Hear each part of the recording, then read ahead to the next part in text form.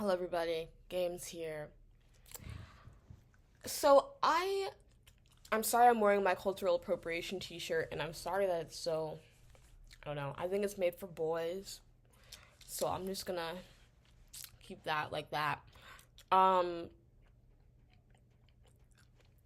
I ordered this off of online, but they sent me the wrong print. But I have had this for multiple years and I do wear it sometimes, although I am ashamed. Um so I apologize for that. But I just finished watching the final episode of Only Friends Dream On.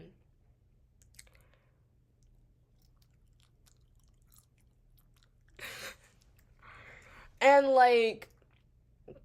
I'm upset. I'm actually mad. I'm actually mad and I'm actually upset. And I think that's because they wanted me to be. So first of all, Arnold, if you knew it's gonna be difficult for me to find work. I need to find work. I need to find work and I think that the work that I would like to find is in the entertainment industry. You know that. You're like, I need, if I want to be able to stay, I'm not going to be able to afford to stay here in Thailand. I'm just not going to be able to afford this life. Like, I know I'm not going to be able to afford this life if I can't find work. I'm a dancer. If 1 plus 2 equals 3, why did you voluntarily decide to obliterate your ankle? Why did you make the decision to explode your ankle for a date? For an optional date. Mind you, Arnold, you could have said, "Oh, I'm sorry, my ankle hurts. Let's go to dinner instead." "Oh, I'm sorry, my ankle hurts. Let's go to thing instead." Yada yada, etc., etc. Why would it doesn't make any goddamn sense why that man decided to go dance on his sprained ankle when the doctor sat there and said, he had the x-ray. The x-ray had a big red cloud around your ankle. Doctor said, don't dance on this shit for a couple of weeks, you'll be fine. Dance on it, we have to cut off the foot. Dance on it, you lose the foot. You decide to go to a swing dancing class the next day? Have you lost your mind? How dumb are you?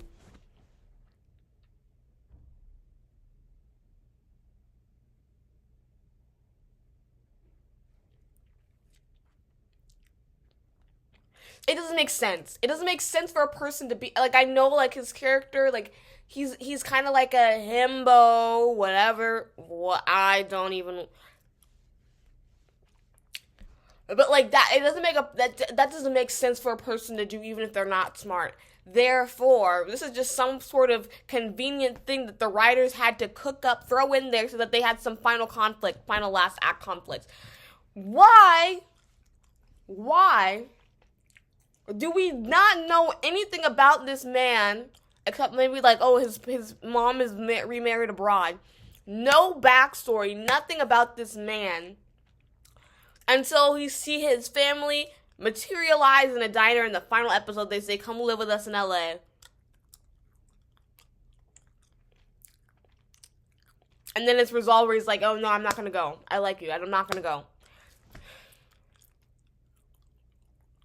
See, I think that happening in one of the main couples of your show, this series of nonsensical events happening in the main couple of your show, you having to manifest an exploded ankle out of thin air because it wouldn't make sense for him to explode his ankle in that way. If you needed his ankle to explode, there's so many other things that you could have done. He just needed a better reason to be overusing his ankle than to go on some swing dancing class date. That doesn't make sense. There were certainly other reasons. Maybe Tua gets hurt and so he has to run and go help Tua, and then he has to use his ankle when he's not supposed to. Okay? Maybe like Tua is like doing a lot of like mouthing, like, oh, I knew you wouldn't help me, this and that and this and that, and this is why I knew, and this and that and this and that, and I thought I could trust you, but I knew I can't. So then he has to like lift some heavy box to prove something to Tua because of a misunderstanding trope. That could have made more sense. Him voluntarily deciding to go to swing dance class. He's a dancer. He's literally studying. How did he get through his dance final? How did he graduate from dancing school with his broken dance ankle? What does dancing even mean to Arnold? Does he like dancing?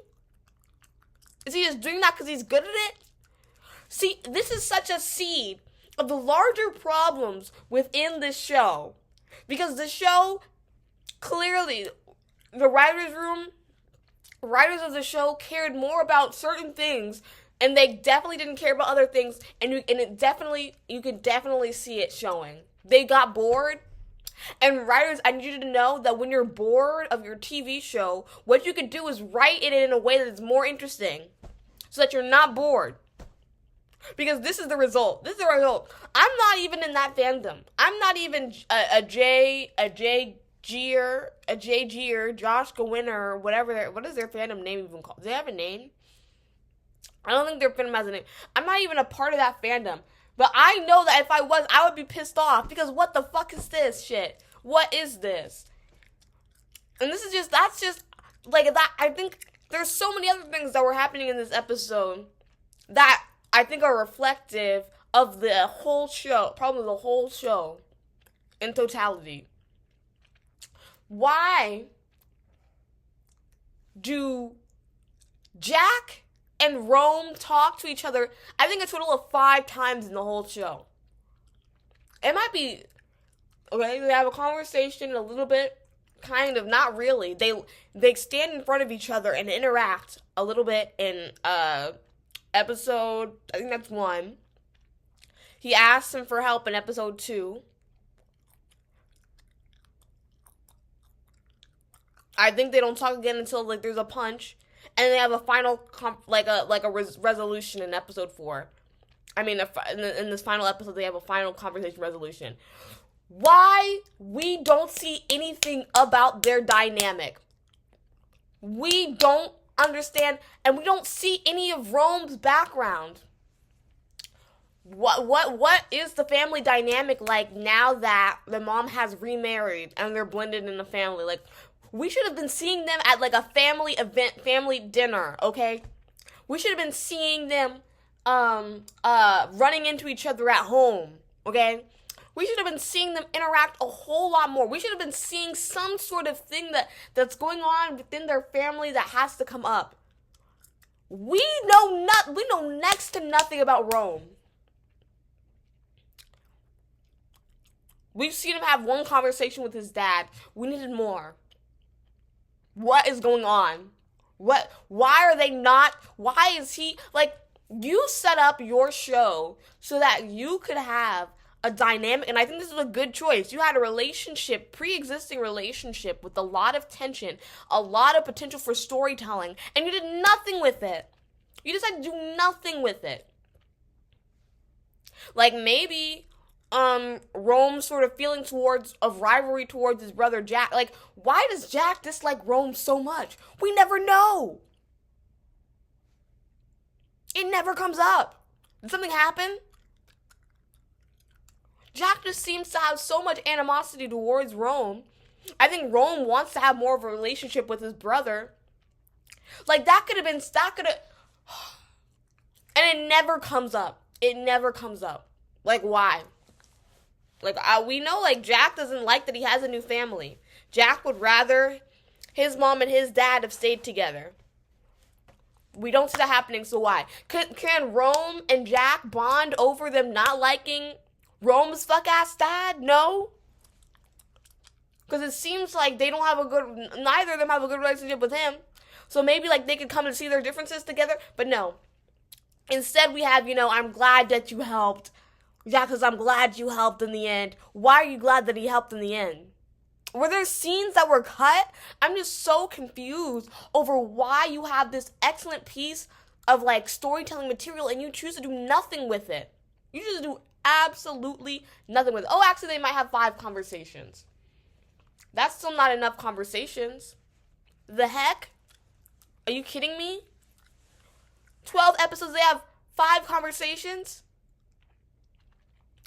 Tell me why Tua Dean, first of all, Dean should have been trying to talk to Tua, episode, I think that was 10. Dean should have been trying to talk to Tua episode 10. Why did that not happen? No attempts to reach out, no attempts of Dean feeling like he misses Tua episode 11. No, Tua kind of missing Dean, episode 11. Final episode apology scene. Tua just like, oh, I'm not mad anymore. Can we talk about the fact that you kicked him out onto the street? Usually, like, even in situations where it's like clearly both parties do not need to apologize to each other, there's like an instinct that you have as a writer, as a storyteller, to say, oh, you know what, like, I can't even entirely blame this on you, I'm sorry too. But none of that. Just like Tua just, oh, I'm not mad anymore. Can we talk about the fact that you threw my shit onto the street? Can we bring that up onto the discussion at all? How is that a resolution to the storyline? I think the writers remembered, oh, we made them friends in the beginning. You know, they should probably have some sort of thing at the end to tie it off. They're no longer mad at each other. So let's just throw in the last scene there. Fine. Whatever. But the thing that made me the angriest is the fact that we skip forward a year and everybody gets to live their dream but Dean. Why does this show hate Dean? This show looks at Dean and says, let's give you some more ways in which you can suffer. Everybody gets to live their dream but Dean. Dean is the only one that has to choose a practical option. You're telling me that Tua has family supporting him, so he can fuck around enough until they find some costuming job. But you're telling me it's easier to find costuming jobs or some sort of acting gig? You're telling me it's easier to produce a play and go tour with your play than pick up a couple of commercial roles? I feel like that was the cruelest thing that could have happened. Because throughout this show, we see how much acting means to Dean. And the only way that he's able, and like, I'm not even a Jack Dean anti. I believe in their love, and I wanted them to get together. But something doesn't settle right within me that the only way that Dean getting back together with Jack is the only way that he could achieve his dream, to do what he's meant to do in his life. I just think about, what was it, episode 11? He says, Jack, you are my dream. And like, wow, I guess that's true. Like, it works out and it shakes out. And I'm glad that he gets to be an actor in the end. But I just feel like there's something about the way that Dean, like, his spirit was broken clearly at the end. Okay, the Dean of previous seasons wouldn't have, like, been so, I don't know, it felt like there was a sense of, like, defeatedness in him in this final episode. And even, like, when they get back together, when they kiss for the first time, Jack's like, you're hesitating, that's not like you.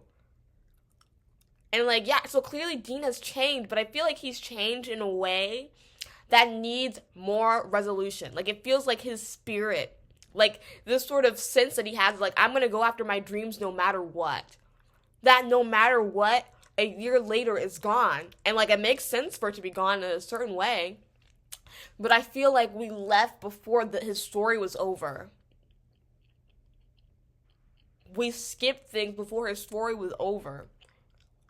Him being so nervous to go on stage because he had, like, there's like a tragedy there, but the show doesn't seem to treat that as a tragedy. The fact that his spirit has been broken because of the events of this show. The show doesn't seem to think that that's a tragedy. Doesn't, like, do anything to, like, oh, let's like get his fire and his spark back. Like, what would have made sense to me?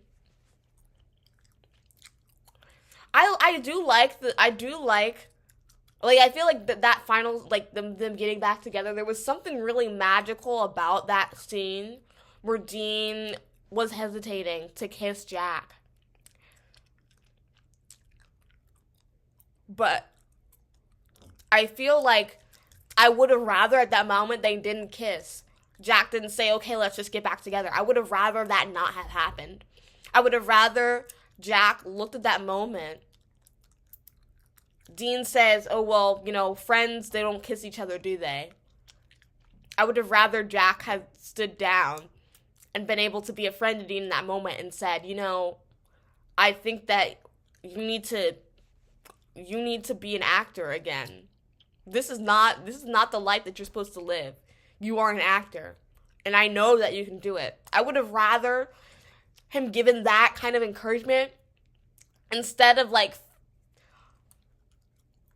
you know, feeding back into this, like, sort of codependent, like, we have to rely on each other. I would have rather that Jack, because it feels like they're falling back into an old pattern here of I need you, you need me. When they had left each other on the terms of we're going to go our separate ways, we're going to try to live independently as people, I think they've come to the conclusion, which I think is not like a happy ending conclusion. Even though I want them to be together, I do think that they could be a good couple together.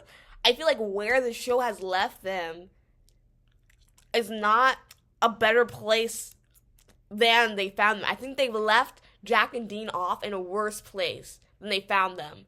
And I feel like they had the pieces to not do that, and it didn't happen. And now I'm mad. And then let's talk about this OST. Now listen, the pilot Only Friends Dream On trailer, I don't know if they used the original, like, stems from the original Let's Try, like, OST, like that Cowtongue song, but I like the way that I felt like in the whatever song that they were using for that, the pilot trailer, had like a sort of R&B, like it had like these stacked vocals, these harmonies, like multiple voices like harmonizing with each other. It felt a little bit like, I don't know, Boys to Men-ish, but like, you know, or like even like Backstreet Boysy. Like if they had gone like Backstreet Boys approach to doing this, like we don't need to do a whole lot of new things with the production. All we need to do is stack some more vocals. I mean, I know that's a little bit hard, but like you don't have to do like very complex things. Just have them go into the booth, sing their own part, and they don't need to be doing all these runs or crazy shit. They can't do the runs or crazy shit. But like, I don't know what happened there for the new OST, but I do know that it pissed me off. You know, there's a lot of things that I did love about Only Friends Dream On. I think it's mainly boiling down to Dean's character and like Dean and Jack's relationship. I think had interesting things going on within it. And then I think that was it.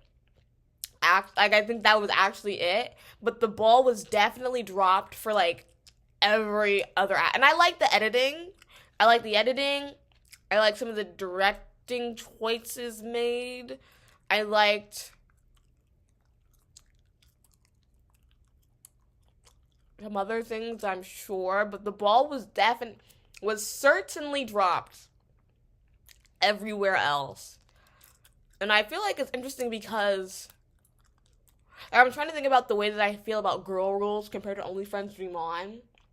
And I think there's certainly, like, I think the highs of Only Friends Dream On are just higher than the highs of Girl Rules. And at least it feels like there's some sort of cohesiveness in the way that we're moving through the story. Like, it's a cohesive story being told in Only Friends Dream On. I just feel like they're making the wrong storytelling decisions. Whereas in Girl Rules, like, sometimes it's like, I just don't know what's happening. I just think it's more confused. And I don't know why. I don't know how or why that happened. Maybe because we were filming before we were done writing the show. Girl Rules. Maybe this is a lesson, like, finish writing the show first and then get the cameras out. Okay, but those are that's how I, like, I wonder if the reason that a lot of what happens in the Girl Rules novel, like, is done with in, like within like the first 2 or 3 episodes. I think the first 2 episodes of Girls is because like that's the amount of script that they had to go off of, like the novel writer has to go off of. I don't know. I don't know. I don't know what the production story was for these 2 shows. And Girl Rules obviously isn't complete yet, but they maybe what the production story was they were trying to piss me the fuck off. Congratulations, GMMTV, you did it.